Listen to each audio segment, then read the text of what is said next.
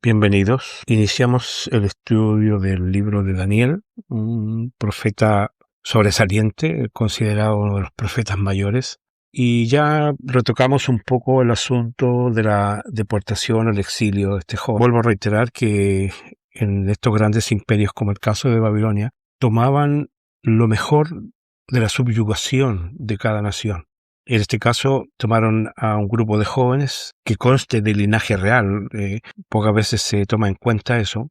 Daniel es considerado un muchachito bien, de buen parecer, educado, inteligente, sin defectos físicos. Eso también lo tomaban en consideración el imperio dominante, y eran adoptados para engrosar el grupo de sabios consejeros de gobierno. En cuanto el sistema babilónico los adopta, les asigna vivienda, alimentación, educación, formación, asimilación. Incluso se les cambia nombre, se les ponen nombres babilónicos. Por ejemplo, Daniel pasa a llamarse Belsasar, Ananías pasa a llamarse Shedrac, Misael se llama Mesac y Azarías se llama Abednego, que con esos nombres van a aparecer próximamente en la historia. Edad aproximadamente del grupo, para que ustedes lo tengan en consideración, es de entre 13 a 16 años, que era el periodo más adaptable para que asimilaran conocimientos sin mayores prejuicios y sin mayores consideraciones, porque estaban en formación.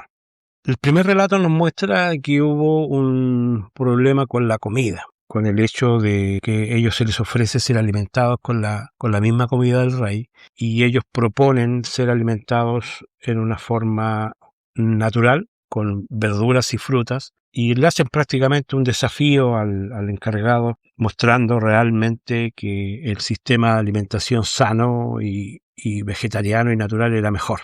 Bueno, de ahí viene la primera profecía, que es importante tenerla en cuenta, que no es una profecía dada a Daniel, que quede claro. Ya habían pasado algunos años de gobierno, ya estaban un poco más adultos. Nabucodonosor tiene un sueño que lo conmovió. En muchas ocasiones las personas tenemos sueños y vagamente recordamos, sabemos que causaba una impresión grande algún sueño en ocasiones, pero vagamente hilvanamos el contenido del sueño. Bueno, es lo que le sucedió a Nabucodonosor. Sabe que había un sueño que lo había impactado muchísimo, pero no se acordaba de todos los detalles y menos, por supuesto, de la interpretación. Entonces ordena a todos los sabios que él había ido acumulando a través del tiempo que se pusieran todas sus capacidades esotéricas prácticamente para poder que alguien le expresara el sueño, que es muy difícil saber qué soñó otra persona, y más encima su interpretación. Bueno, no hubo nadie que hiciera ese trabajo, así que por lo tanto él ordena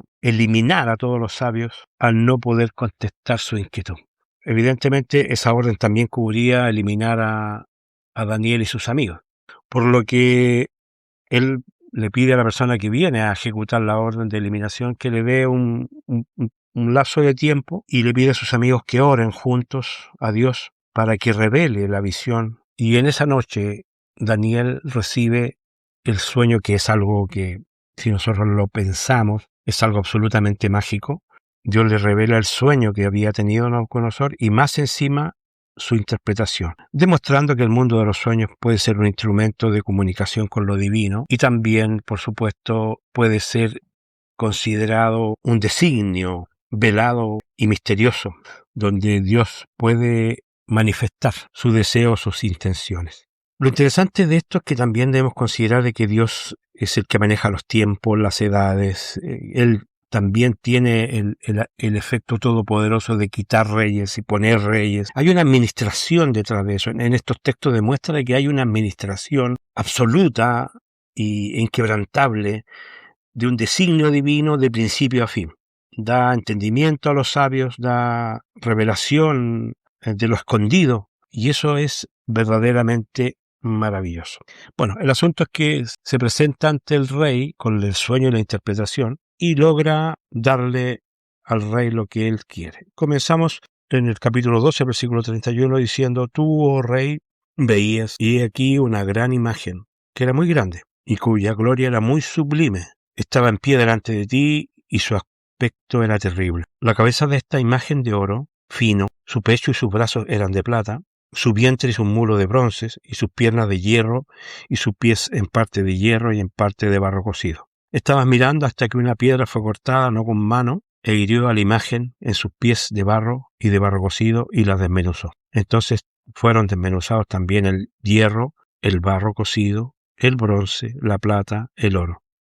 Y fueron como tamos de las ceras del verano, y se los llevó el viento sin que de ellos quedara rastro alguno. Mas la piedra que hirió a la imagen fue hecho un gran monte que llenó toda la tierra. Ese es el sueño, y ahora, por supuesto, viene la interpretación.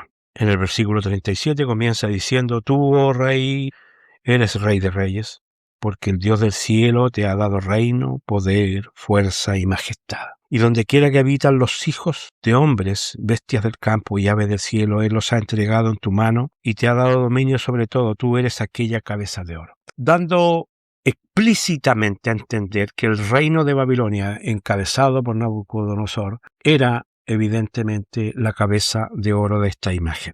Por lo consecuente, todo lo que viniese hacia abajo de esa imagen era una sucesión de reinos y poderes. Lo confirma el versículo 39, que dice: después de ti se levantará otro reino inferior al tuyo. Si nosotros hacemos memoria de lo que acabamos de leer, después de la cabeza de oro, si ustedes vuelvan a traer el versículo 32, venía que la imagen tenía pecho y brazos de plata. Sabemos que los seres humanos obviamente tienen dos brazos. Justamente el reino que venía posteriormente era un reino compuesto por dos movimientos, que eran los medos persas, los dos brazos. Y evidentemente era un poco inferior a Babilonia con su grandeza, era el sucesor, dando a entender también de que detrás de esto hay un designio. Vuelvo a insistir en eso, porque se puede tomar como algo muy literario, pero veamos que estamos hablando de ir reponiendo imperios uno tras otro en un designio ya previsto, y eso es lo importante. Continuando con el 39 dice: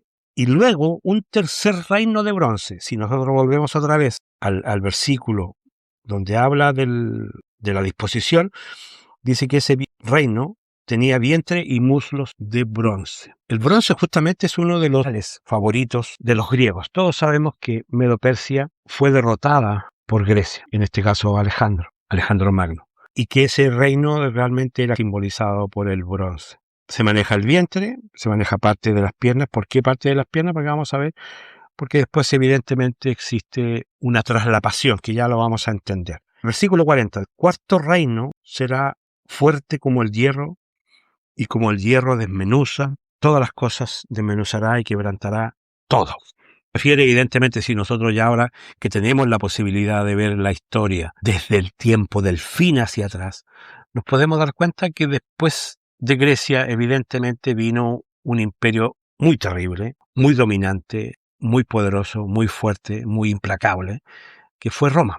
Y Roma, coincidentemente, que representa las piernas de hierro, es un reino fuerte, pero dividido. Claro, evidentemente, para muy pocos se dan cuenta que ¿por qué dos piernas si el imperio es uno? Bueno, son dos piernas porque hay una separación del reino en el periodo ya crepuscular del imperio, separándose en dos frentes, que uno sería Constantinopla y el otro sería Roma. Un cisma fuertísimo y grandísimo. Dice, y aquí viene lo interesante: y lo que viste en el versículo 41, y lo que viste en los dedos. ¿Cuántos dedos tiene un ser humano? 10. Eso es evidente. Y lo que viste en los dedos de los pies, en parte de hierro y en parte de barro cocido de alfarero, será un reino dividido, mas habrá en él algo de la fuerza del hierro, así como viste el hierro mezclado con barro cocido. Y por ser los dedos de los pies en parte de hierro y en parte de barro cocido, el reino será en parte fuerte y en parte frágil. Y así como viste el hierro mezclado con barro, se mezclarán por medio de alianzas humanas, pero no se unirán en uno con el otro como el hierro no se mezcla con el barro. Bien, en algunos temas es volver a redundar en lo mismo, pero es interesante resaltarlo. En Europa existen solo, escuchen bien, solo 10 casas reales, ni una más ni una menos. Eso no es algo que se pueda adquirir. No puede salir un presidente, por ejemplo, en América y decir: yo soy rey. o cualquier país europeo y decir vamos a imponer un rey. No, las casas reales son solamente 10 coincidentemente con los dedos de los pies y coincidentemente con muchas profecías bíblicas que hablan de 10 cuernos, 10 coronas, 10 diademas, 10 reyes, considerando también 10 tribus perdidas. Volviendo al, porque el 10 es muy importante dentro de la numerología bíblica, ya entraríamos en ese tema, pero volviendo al punto. Estos 10 reinos, sabemos que en Europa las 10 casas reales quisieron mezclarse unas con otras. El rey de Inglaterra entregaba a una de sus hijas al de Francia, y el rey de Francia entregaba a una de sus hijas al rey de Italia, y así sucesivamente. Habían mezclas humanas, pero no se lograban juntar ni fundirse. Solamente había una intencionalidad, pero nunca logran unirse realmente. Y hasta el día de hoy vemos que siguen siendo separadas. Incluso hay coronas que han sido relegadas a un segundo plano. Prácticamente están muy reducidas en cuanto a poder, que también esa es otra profecía que veremos algún día en Apocalipsis. Pero después de eso nos habla maravillosamente que en ese periodo de tiempo, cuando existe ya efervescencia europea y con estos reyes debilitados y tan distintos, porque no es lo mismo comparar Luxemburgo, por ejemplo, con Inglaterra. Obviamente es un reino pequeño con un reino más grande, igual como los dedos de los pies tenemos, no todos los dedos son iguales.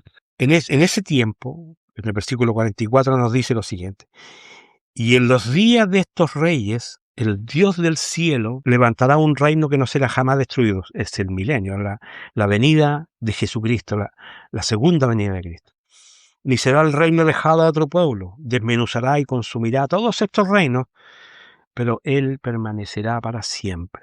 De la manera que de la manera que viste que del monte fue cortada una piedra, no de una piedra, relación piedra desechada por los constructores, la roca eterna, no con mano, la cual desmenuzó el hierro, el bronce, el barro, la plata, el oro. El gran Dios ha mostrado al rey lo que ha de acontecer en lo porvenir, y el sueño es verdadero y fiel su interpretación. Esta fue ya la primera incursión de Daniel frente a un panorama profético preestablecido, intransable, no negociable y realmente escrito y preescrito antes de la fundación del mundo. Porque todo está dispuesto, solo lo que la gente siempre ha tratado de evadir y de escapar del designio divino. Nuestras vidas individuales, nuestra vida comunitaria y nuestra vida terrestre como civilización están ya rediseñadas, están ya programadas, con ciertos ajustes menores de tiempo-espacio, pero todo está dispuesto. Y esa debería ser el gran mensaje para nosotros, de tener un Dios todopoderoso, omnisciente y omnipresente. Espero que Dios les bendiga y nos encontramos en el segundo tema de Daniel. Bendiciones para ustedes.